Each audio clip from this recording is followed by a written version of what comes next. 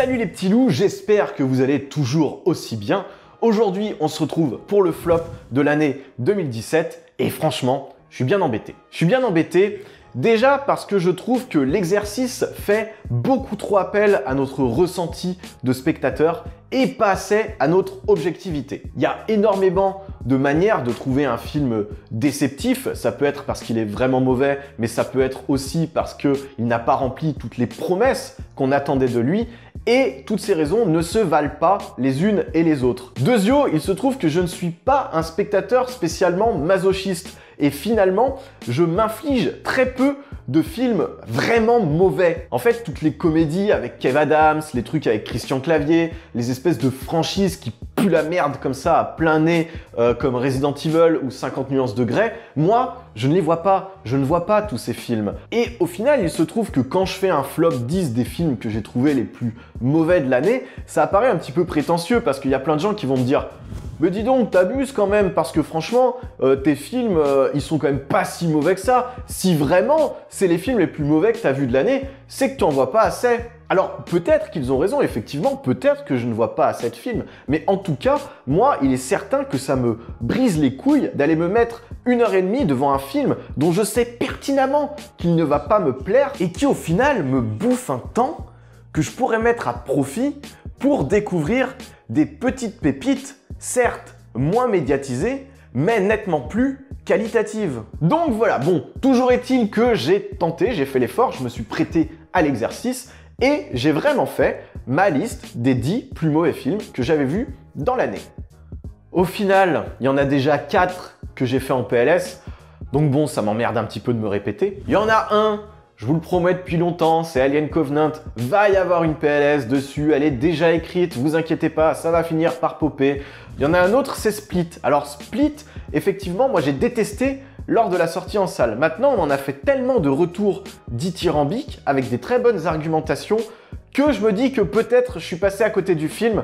Donc, avant de m'avancer dessus, je préférerais le revoir histoire de conforter ou d'infirmer mon avis. Également, il y a Valérian. Alors Valérian, ça m'arrache aussi un petit peu les poils du cul d'en dire du mal. D'une part parce que tous mes collègues s'y sont mis, souvent à raison d'ailleurs. Mais au final, je trouve que Valérian n'est pas pire que les franchises marvelisées qu'on nous propose ad vitam aeternam à Hollywood. Et qu'il ne méritait pas tout ce bashing. Même s'il y a des très mauvaises choses dans Valérian, hein. Effectivement c'est très mal écrit, les personnages sont antipathiques au possible, il y a des péripéties qui ne mènent absolument nulle part, mais visuellement le film est quand même une grosse tuerie quoi, qui plus est dans le système de production français. Il y avait aussi La Tour Sombre, alors oui La Tour Sombre c'est de la merde. Moi j'y suis allé parce que je suis carrément fan du bouquin et que je voulais voir un petit peu ce que ça allait donner l'adaptation. Bon il se trouve que de toute façon j'étais pas hyper confiant parce qu'il trouve que le film a connu un développement assez ardu, c'est-à-dire qu'à la base ça devait être une trilogie à la Seigneur des Anneaux de 3 films de 3 heures, puis au final c'était un film de 3 heures avec une mini-série pour le compléter, puis au final c'était plus qu'un film de 3 heures, puis au final les studios ils ont pris leur hache, là, ils ont tout coupé et on se retrouve avec un espèce de truc de 1h30 qui ne peut pas saisir l'essence de 8000 pages en 1h30. C'était impossible. Donc c'est de la merde, hein. Voilà, c'est de la grosse merde. Ça ne remplit pas son cahier des charges en tant qu'adaptation, ça ne remplit pas son cahier des charges en tant que modeste petite série B. Les acteurs ont l'air de se faire royalement chier. Idris Elba fait son possible, mais face à Matthew McConaughey, qui s'en bat, mais royalement, la race, une véritable endive dans ce film. Donc voilà, impossible de s'attacher ni à son héros ni à son méchant. Voilà, c'est passable, c'est passable. Peut-être que j'en parlerai un jour dans une PLS, parce que bon, bah quand même, le film m'a un petit peu énervé. Mais voilà, en l'occurrence, est-ce que ça vaut vraiment la peine de s'attarder dessus plus longuement? Je ne pense pas. Je crois que je vous ai déjà résumé l'essentiel. Birth of a Nation, j'en ai déjà parlé avec Valentin Bréheret. Je vous conseille d'aller revoir la chronique sur sa chaîne. Moi, je trouve ce film proprement insupportable. Je le trouve prétentieux. En plus, le réalisateur se permet de nous faire la morale, alors que bon, hein, il ne devrait pas, compte tenu des affaires dans lesquelles il est impliqué. Voilà, je vous renvoie directement sur sa chaîne. Ça sert à rien que je m'attarde un petit peu plus longtemps sur ce film. Ça se veut une espèce de grande fresque historique à la Braveheart. Et au final, c'est du pipi de chat, le petit pipi de chat.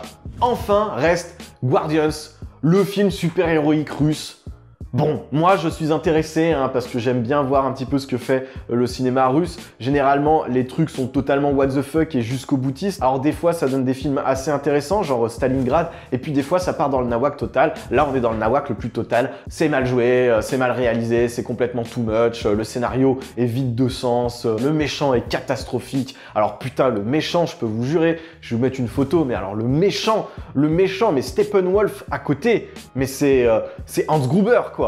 Parce que là, putain, mais cette espèce de grosse baderne dégueulasse, je sais pas ce qu'il leur a pris. Bon, bref, on dirait le Mr. Hyde de la Ligue des Gentlemen Extraordinaires. Bref, catastrophique. Bon, voilà, ne vous attardez pas sur Guardians, mais je peux rien vous dire de plus à part que c'est un nanar. C'est un nanar. Si vous voulez vous faire une soirée pote, pizza, bière, alors là, vous allez déconner, ça va être rigolo. Mais autrement, aucun intérêt. Vraiment aucun intérêt. C'est vraiment un gros nanar. Et même pas un nanar volontaire à la Sharknado, etc. etc. Non, non, vraiment un nanar à l'ancienne, quoi. Un bon gros nanar bien dégueulasse. Les mecs, ils ont cru que c'était stylé et en fait, ça pue la merde. Donc du coup, ce que je me suis dit, c'est que plutôt que faire un flop 10 des plus mauvais films que j'avais vus de l'année, je vais vous faire un petit flop 5 des films que je trouve les plus surestimés de l'année. Alors, saisissez bien la nuance, hein, parce que je sens que ça va en faire rager pas mal, qui vont encore me dire « Ouais, mais non, c'est bien, nanana, ça va disliker encore, voilà, j'ai l'habitude. » Bref, ces films, je ne les considère pas comme des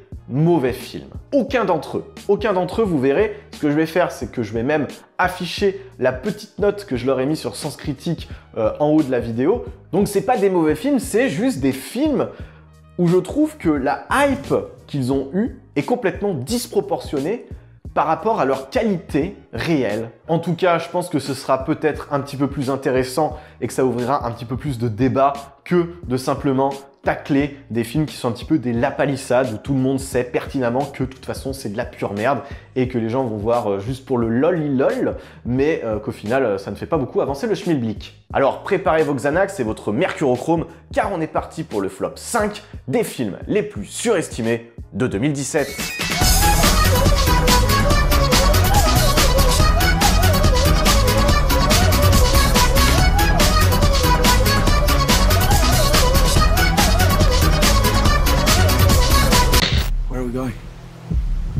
Dunkirk. I'm not going back. There's no hiding from this sun. Et le premier film de cette liste est Dunkerque. Alors Dunkerque, je reconnais la viscéralité de l'expérience. Effectivement, alors en IMAX, je l'ai pas vu en IMAX moi, ça doit être sublimissime. En tout cas, je l'ai vu en Dolby Atmos et déjà avec un gros système son, le film est assez prenant physiquement parce qu'il joue beaucoup sur les basses et les infrabasses. Donc là, on est vraiment immergé dans le récit. Mais autant le film arrive à te prendre à un niveau purement physique, autant émotionnellement parlant, moi, je suis complètement passé à côté. En fait, moi, le film, je l'ai vraiment pris comme un fait divers. Vous savez, quand on lit un fait divers dans le journal le matin, on est là, on regarde, en prenant le petit déjeuner, on se sirote le petit café, et là on se dit, putain, t'as vu, Madame Michou, elle s'est fait violer par son propre fils. Et après, il l'a égorgé et il l'a défenestré. Ah putain. Putain, moi franchement, je suis triste pour Madame Michou. Pas la pauvre, quoi. Se faire violer par son propre fils qui après t'égorge et te jette par la fenêtre. Non mais... Enfin, moi, j'aimerais pas que ça m'arrive, quoi. Forcément. Forcément. Moi, ça me... Voilà, ça me... Mais en fait, moi, je la connais pas, Madame Michou. Bon, je lis ça. Oui, d'accord. Alors, quand je le lis, oui, je suis un peu outré, tu vois. Mais en fin de compte, je m'en bats la race. Et ben, c'est exactement le même problème dans Dunkerque. C'est-à-dire que le parti pris de Nolan dans Dunkerque, c'est que les personnages doivent représenter l'anonymat de la guerre. Donc du coup, pour ça, il leur a pas donné de nom, il leur a pas donné de passé, il leur a pas donné de futur. Les mecs ne vivent qu'au présent, à l'instant T. Leur réalité n'existe pas au-delà de ce qu'on voit sur l'écran. Et pour moi, ça, c'est un gros problème. C'est un gros problème parce qu'effectivement, sur le plan théorique, ça peut être parfaitement stylé. Mais émotionnellement parlant, ça ne déclenche aucune empathie chez le spectateur. Du coup, les personnages sont de simples silhouettes, comme on pourrait les voir par exemple dans un film documentaire, où du coup les faits, effectivement, les faits peuvent nous choquer ou nous révolter, mais pas de façon émotionnelle, juste théorique.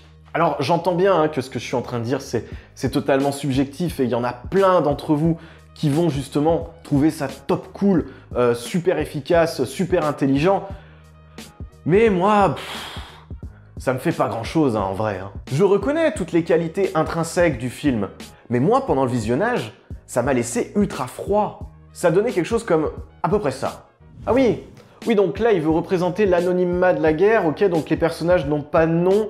Ok, ouais, c'est très bien, ouais, pas bête. Ah oui, donc là, c'est quoi? C'est des espèces de timelines imbriquées les unes dans les autres, ok, d'accord, donc elles se déroulent pas toutes au même niveau, donc ce qui se passe sur la plage est plus long que ce qui se passe dans les airs. Ah oui, d'accord, ouais, c'est intelligent, bon, est-ce que ça va servir à quelque chose? Je ne sais pas, mais d'accord, c'est un peu sympa. Et du coup, en procédant comme ça, pour moi, Nolan ne dépasse jamais le côté montagne russe de son film. Ça me faisait déjà ça sur Inception par exemple. Inception, alors c'est un film que j'adore voir et revoir. Mais quand je le revois, je le regarde vraiment pour son côté théorique. Parce que j'adore le monde d'Inception, j'adore comment les différentes couches de rêve s'imbriquent les unes dans les autres, avec aussi cette notion du temps qui ne se déroule pas de la même façon, un petit peu comme Dunkerque justement. Voilà, c'est très intéressant à étudier. Mais maintenant, sur le niveau purement empathique, pour les personnages, mais alors moi je m'en contrefous mais d'une force. La meuf de Leonardo DiCaprio, je m'en bats la race, son couple, ses enfants, mais je m'en branle quoi. Donc voilà, Dunkerque effectivement c'était très bien, c'est très intéressant, c'est pour ça que de toute façon il est 5e de stop, je crois que je lui ai quand même mis 7 sur 10, donc c'est une note qui est plutôt élevée, hein. C'est quand même un très bon film, mais sur moi ça n'a pas produit beaucoup d'effets, ça m'a laissé assez vide de sens et d'émotion. Are you happy? I love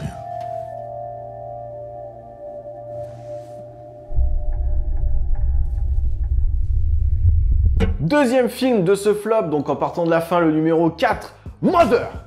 Et il faut bien noter le point d'exclamation, hein. C'est pas Mother, c'est Mother. Ah, on n'est pas content, hein. Darren, il n'est pas content. Bon, là encore, Mother, il y a plein de qualités hein, intrinsèques dans le film. Hein. C'est très très bien filmé, j'aime beaucoup la façon dont Darren Aronofsky arrive à exploiter les lieux, là, cette grande maison, ce manoir. J'aime beaucoup aussi la façon qu'il a de suivre constamment Jennifer Lawrence, tout le film est de son point de vue. En plus, c'est un mode de mise en scène que j'aime pas du tout, c'est-à-dire cette caméra à l'épaule, toujours très près des personnages, en règle générale, ça me rebute énormément. Là, ça m'a beaucoup plu. Donc, voilà, ça veut dire que formellement parlant, il a réussi une petite prouesse technique, je trouve. Il y a quelque chose dans ce film. Maintenant, c'est quand même un film de bourrin, putain. C'est un film de bœuf. Alors on va me dire, oui, c'est un petit peu la marque de fabrique d'Aronofsky. Oui, justement. Ah, moi, ça m'emmerde. Ça m'emmerde, mais alors à un point. Ah, j'aime pas quand il fait ça. Par exemple, Requiem for a Dream, je déteste. Ah, je déteste Requiem for a Dream, hein. Ah, Requiem for a Dream, il n'y a pas plus con que Requiem for a Dream. Requiem for a Dream, le mec il a dit oui, je vais faire un film pour dire que la drogue c'est mal. Merci Darren. Ah j'adore. Ah j'adore, j'avais besoin de toi. Aronofsky, le mec, quand il a une idée derrière la tête, il va te l'asséner tel un homme de Cro-Magnon à gros coups de gourdin sur la gueule. On sait jamais, hein, peut-être que t'es un petit peu bête, hein. Peut-être que tu vas pas comprendre. Donc Mother fait pas vraiment exception au truc, et il en devient même malhonnête. Il est malhonnête parce qu'en plus, il a la prétention de te passer une couche de vernis, là, comme ça, pour noyer le poisson. C'est-à-dire que moi, quand je suis sorti du film, j'étais avec ma copine. Bon, la séance se termine, on se regarde. Ouais, c'était bien, hein. J'ai rien compris. On a rien compris. Et puis on rentre, on discute un petit peu du film sur le chemin du retour, et puis là, d'un coup, pouf, l'épiphanie. Ouais, mais attends, Jennifer Lawrence, ça se trouve, c'est peut-être la mère nature. Et puis Rivière d'Ardennes, ça pourrait être Dieu. Et puis tu vois, la maison, ce serait la terre. Et puis en fait, tu vois, Dieu, il invite les hommes, comme ça, sur la terre. Et puis les hommes, ils respectent pas la maison, ils cassent tout. Ils cassent tout, alors Jennifer Lawrence, elle est en colère après. Elle se rebelle. Et du coup, elle fait tout exploser. Et ben voilà, ce serait un petit peu une métaphore de l'écologie. Tu crois que ce serait ça? Alors j'étais content hein, quand j'ai trouvé mon truc, hein. J'étais fier de moi hein, sur le coup. Mais au final, quand il repense, quand il réfléchit, mais c'est bidon comme message. Enfin, je veux dire, c'est pas compliqué. Je veux dire, est-ce que vraiment il faut que Darren Aronofsky nous assène ça de la façon dont il le fait pour qu'on comprenne qu'il faut faire attention à la planète? Est-ce que même vraiment les gens qui sont climato-sceptiques, ils vont voir le film, ils vont se dire « Ah putain, mais oui, Darren! Ah oui, Darren, putain, j'ai compris maintenant! J'ai vu Jennifer Lawrence, elle est pas bien, elle est mal! Il faut que j'arrête! Il faut que j'arrête, je vais m'acheter une voiture hybride, je vais rouler en électrique, même j'ai arrêté, je vais faire du vélo. » Ben non, je pense pas. Je pense que voilà, que bon, ça convaincra les convaincus, ça donnera l'impression aux gens que peut-être ils ont compris un truc qu'un autre n'aurait pas compris, donc voilà. Mais au final, il a juste noyé le poisson. Les métaphores religieuses, elles servent pas à grand chose. Le côté muse face à l'artiste, visiblement de son propre aveu, il y avait même pas pensé. Alors je suis sûr qu'il y en a qui vont me dire « Oui, mais voilà Quentin, t'es pas très cohérent parce que bon, c'est quand même un film qui te bouscule, qui te met à mal et toi t'es toujours en train de dire que ça c'est le type de cinéma que t'aimes. » Bah effectivement, j'aime bien quand les films font ça, mais il faut que derrière cette mise en forme qui soit provocatrice, faut qu'il y ait un propos qui m'élève et qui stimule mon intelligence. Là j'ai l'impression que Darren il insulte mon intelligence. Alors voilà, c'est dommage. C'est dommage parce que c'est un film qui est passionnant à moi pendant 15 jours, effectivement, j'y ai beaucoup pensé, je me suis dit, ah bah oui, voilà, qu'est-ce qu'il a voulu dire, machin, ah, et puis pourquoi c'est filmé comme ça, et puis c'est quand même rentre dedans et tout, mais au final, je trouve ça vain. Je trouve ça vraiment vain, je trouve ça surfait, je trouve ça prétentieux, et puis je trouve ça vraiment bourrin. Darren Aronofsky, c'est le beauf des hipsters. Moi, je vais vous dire, hein, le seul film de Darren Aronofsky que j'apprécie réellement, de bout en bout, c'est The Wrestler. Pour moi, c'est son meilleur film. C'est The Wrestler, pourquoi? Parce que c'est le seul film de Darren Aronofsky où lui s'efface derrière son sujet étant Mickey Rourke. Voilà, là, quand je regarde The Wrestler, je vois vraiment le personnage de Mickey Rourke et je ne vois pas Darren Aronofsky, réalisateur, en train de se masturber derrière sa caméra, à se dire « Ah, mon public, je l'ai bien choqué, mon public, il va être vraiment décontenancé quand il va voir ce film. Ah là là, je suis vraiment plus intelligent que lui. » Donc voilà, je suis désolé, mais compte tenu de la guerre qui s'est jouée sur les réseaux sociaux, moi je trouve que Mother, c'est totalement surfait par rapport à la faiblesse de sa réflexion. Et ça m'agace. All the awful dreams felt real at night. Did you know her? She waking up? Did she die in the night? Leave you alone. What is it you like about this house so much? History?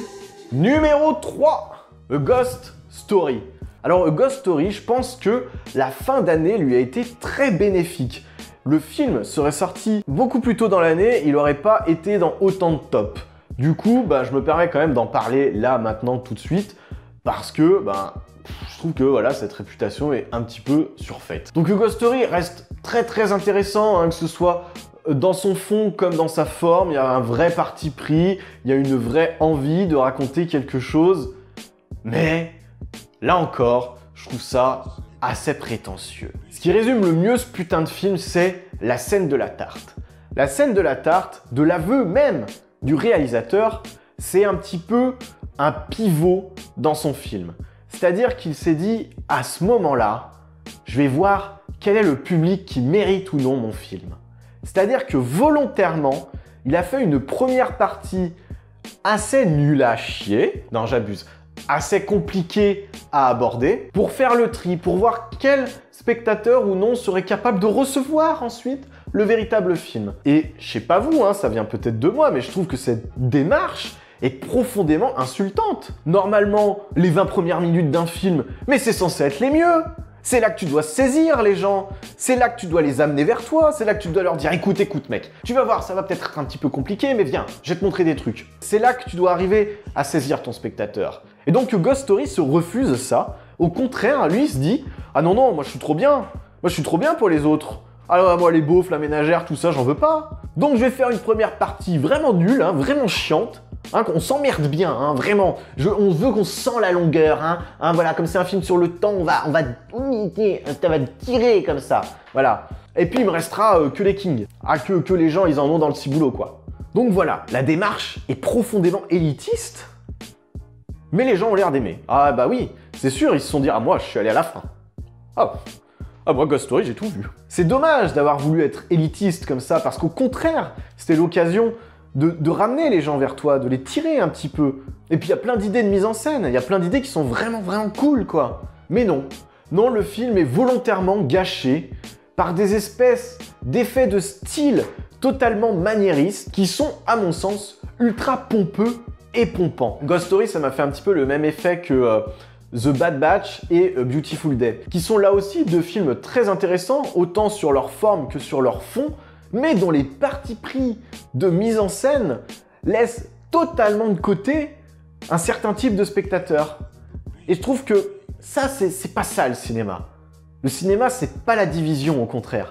Le cinéma, c'est essayer de ramener tout le monde vers une certaine forme de pureté. Je trouve ça dommage, c'est pour ça qu'il sera numéro 3 de ce flop.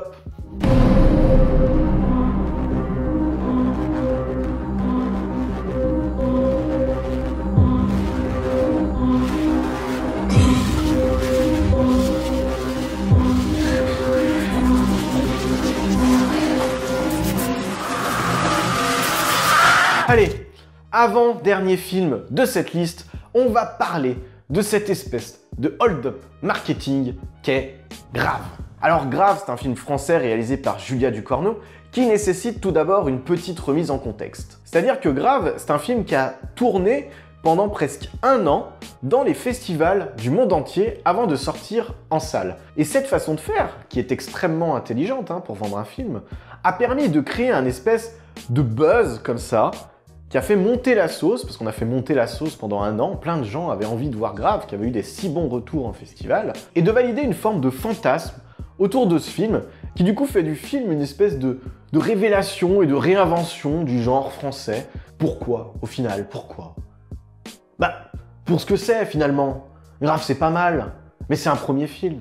C'est un premier film écrasé par le poids de ses références. Alors effectivement, c'est plutôt prometteur, c'est assez fascinant sur le plan des thématiques, du lieu où ça se passe. C'est une très bonne idée d'avoir mis l'action dans une école vétérinaire. Visuellement, c'est soigné, c'est léché, et puis les acteurs sont bien encadrés, elles jouent très bien les deux. Mais quand je regarde Grave, j'ai vraiment l'impression de voir une jeune réalisatrice qui sort d'une école de cinéma et qui se cherche encore. Alors on prend un petit peu d'Argento par-ci, on prend un petit peu de Cronenberg par là, on rajoute de la musique un petit peu typée Carpenter dans le fond, et puis du coup on obtient un pur produit taillé pour les festivals de genre. On parle souvent de films taillés exprès pour les Oscars. Là, Grave, c'est la même chose, mais c'est taillé pour les festivals de genre. Il y a vraiment tous les éléments qui vont plaire aux spectateurs de festival. Quitte à ce qu'on se retrouve avec des scènes totalement inutiles qui semblent avoir été placées là uniquement pour le buzz. Oh, je suis désolé, la scène où elle vomit des kilomètres de cheveux, mais alors, métaphoriquement ou en termes de péripéties, mais ça n'apporte rien, ça ne développe pas le personnage. La scène avec Bully Lanner. Alors ouais, c'est très cool, t'as Bully Lanner dans ton film, moi aussi, mais j'adore Bully Lanner. Ça ne dépasse jamais le cadre du clin d'œil de la voir. Et la scène ne sert à rien. Alors oui, effectivement, peut-être que je vois le mal partout, on pourra aussi mettre ça sur le compte de la maladresse. Comme je disais, c'est un premier film. Mais je sais pas, quand je regarde Grave, j'ai pas l'impression que la meuf, elle ait vraiment été sincère dans sa démarche artistique et qu'elle semble plutôt se chercher un espèce de créneau marketing. Et puis bon, enfin, moi j'ai déjà vu ça partout ailleurs, quoi. Il n'y a rien de nouveau au final dans Grave, parce qu'elle est tellement dans une espèce de recherche de style qu'elle en copie finalement ses aînés, et qu'au final, pour celui qui a les références et qui a vu les films dont elle s'inspire, ça lui apporte rien, quoi. Elle devrait transcender, au contraire, ce qui a déjà été fait. Elle devrait prendre ce qu'elle aime bien pour le refaire, mais à sa sauce. Et là, c'est pas du tout à sa sauce, quoi. C'est du pur Cronenberg, c'est du pur Argento. Si vous voulez voir un truc qui ressemble à Grave, regardez Ginger Snap. Alors, Ginger Snap, je vous jure, c'est le même film, sans le côté autorisant bobo prout-prout. Ginger Snap, il a vraiment la même thématique, mais voilà, lui au moins, c'est un pur film de genre, qui ne se prend pas un petit peu pour ce qu'il n'est pas, en mode « oui, mais quand même, moi, je fais un film d'auteur, c'est pas qu'un film de genre. » Donc dans Ginger Snap, vous enlevez les cannibales, vous mettez des loups-garous à la place, mais vous retrouvez vraiment tous les éléments de Grave. C'est-à-dire qu'il y a la même rivalité entre les deux sœurs, il y a la même métaphore sur l'adolescence, les mêmes images avec le sang et les règles, etc. Ça va même jusque dans le choix de Garance Marillier, qui ressemble comme 2 gouttes d'eau à l'actrice Emily Perkins de Ginger Snap.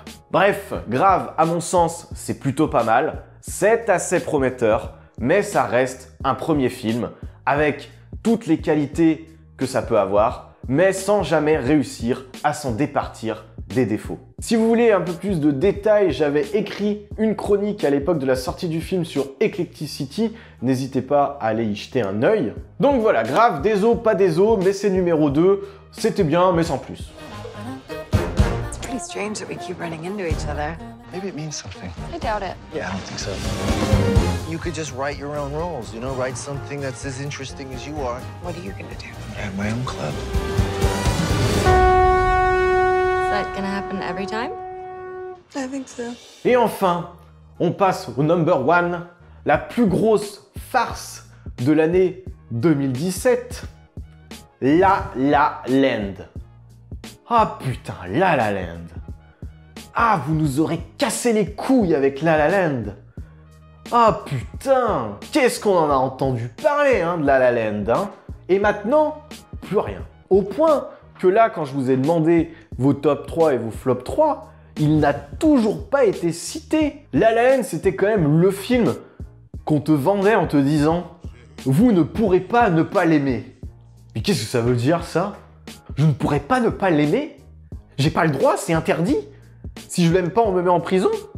Comment faire plus prétentieux, quoi? Alors je sais que c'est pas la faute du film, c'est encore moins celle de Damien Chazelle, c'est un truc marketing à la con encore, mais déjà rien que ça aide pas à avoir une certaine ouverture d'esprit. Bref, La La Land, ça partait mal parce que déjà, de base, moi, j'aime pas Ryan Gosling, j'aime pas Emma Stone. Après, j'adore les comédies musicales. Ah ça, j'adore. Moi, les comédies musicales, putain, vous m'en mettez dans mon assiette, mais alors j'en mange et j'en reprends dans le plat principal. J'ai même adoré Sweeney Todd. Sweeney Todd, qui est décrié partout, est une superbe comédie musicale. J'ai même adoré Les Misérables. Les Misérables. Combien d'entre vous aiment Les Misérables? Moi, j'adore. Ça, c'est de la comédie musicale. Ça embrasse pleinement le genre. Mais pas La La Land. Pas La La Land. La La Land n'est pas une comédie musicale. Ça en a le goût, ça en a l'odeur, mais ça n'en a pas l'essence. Ça n'en a pas la substance. Ce n'est pas une comédie musicale. Et ça, c'est un gros problème. C'est-à-dire que le film se vend comme une comédie musicale, et ça, me faites pas dire que c'est le marketing, parce que la scène d'ouverture, c'est une pure comédie musicale. On est vraiment dans du Jacques Demy, voilà, avec ses couleurs chatoyantes, les personnages qui dansent, etc. Ça nous lance vraiment dans une pure comédie musicale. Et puis après, flam, le film change tout au tout. Et pour moi, une comédie musicale, ça doit avoir du rythme. Ça doit être sautillant et triste et rebondissant, etc. La La Land, c'est l'encéphalogramme plat. Ah, tout est en niveau de gris dans La La Land. C'est tout gris, tout est gris. C'est-à-dire qu'ils se rencontrent, il n'y a pas de coup de foudre. C'est une histoire d'amour très banale, comme on en aurait tous. Et puis, voilà, après, ils ont une vie... bon, pas banale, mais pas loin, quoi. Enfin, c'est pas très mouvementé, quoi. Ils font leur petit train-train. Mais il n'y a pas d'extase, il n'y a pas de vraie passion. Et puis après, il y a une rupture. Et puis pareil, la rupture, c'est un petit peu en demi-teinte. C'est « Oh bah oui, on se plaît plus trop, je crois, on n'a plus trop les mêmes envies. Ça te dirait pas qu'on se quitte? Oh bah si, pourquoi pas? Ah, c'est un peu triste, ça m'emmerde un peu, mais bon, tant pis. » Alors, certains vont me dire que oui, mais normalement, ça c'est un point fort, le fait que ce soit ancré dans le réel. Ça colle avec l'air du temps, pourtant. Ouais, si tu veux, mais pour moi, une comédie musicale, ça doit pas être réaliste. Ça doit être là justement pour te faire rêver, pas pour te remettre les pieds sur terre dans ton caca. Et puis du coup, je lui trouve une certaine forme de malhonnêteté. Une malhonnêteté parce qu'il y a des renvois constants à ces vieilles comédies musicales qu'on a aimées. Les Demoiselles de Rochefort, West Side Story, Les Parapluies de Cherbourg, Chantons sous la pluie, etc., etc. Il y a des renvois constants, tournés vraiment vers le passé. Moi, je trouve que c'est un film très passéiste, que jamais Damien Chazelle n'arrive à transcender pour te faire accepter un futur. Puis c'est un film que je trouve, voilà, fondamentalement très triste, La La Land. La morale de l'histoire, c'est quoi? C'est quand même un couple qui se sépare pour pouvoir réaliser leurs rêves carriéristes. Moi, ça me plombe, Moi, c'est pas du tout la façon que j'ai de rêver, quoi. Donc voilà, je sais pas, mais en tout cas, La La Land, la comédie que vous ne pouvez pas ne pas aimer, pardonnez-moi, mais je fais ce que je veux. Donc voilà, je m'étendrai pas trop dessus. J'ai là aussi écrit un article sur Eclecticity à l'époque de la sortie du film. Je vous conseille de vous y référer si vous voulez un petit peu plus de détails et un petit peu moins d'approximation par rapport à cette critique sur le film. Mais en tout cas, La La Land, ça a été pour moi la plus grosse déception en salle de l'année et de loin. Donc, même si je reconnais que ça peut plaire à un certain type de public, et je suis sûr que ça a plu à beaucoup d'entre vous, pour moi, il mérite largement sa place de numéro 1.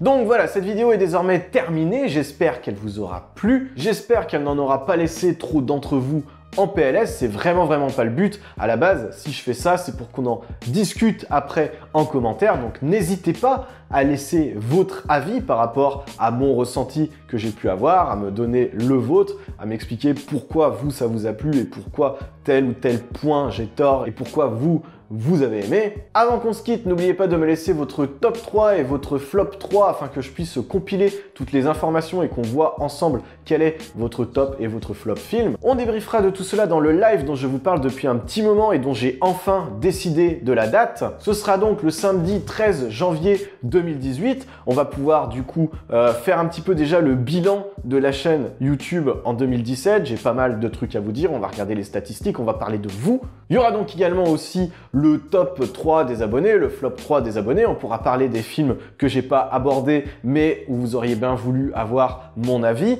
Par exemple, au hasard total, Star Wars 8. Également, on pourra regarder ensemble nos attentes cinématographiques pour l'année 2018, voir un petit peu les projets qui sont potentiellement intéressants et ceux qu'on peut ranger dessous la table. Et puis plein d'autres sujets et surprises, ce que vous voulez. On va faire ça de façon assez interactive, comme d'habitude, donc n'hésitez pas à être présent au rendez-vous. Enfin, comme d'habitude, si cette vidéo vous a plu, n'hésitez pas à aller prêcher la bonne parole sur les réseaux sociaux. C'est vraiment très important, c'est ça qui aide la chaîne à s'améliorer et surtout à continuer à croître. Moi, d'ici qu'on se retrouve, je vous souhaite comme d'habitude de pouvoir regarder plein de bonnes choses. Je vous dis ciao ciao et bye bye.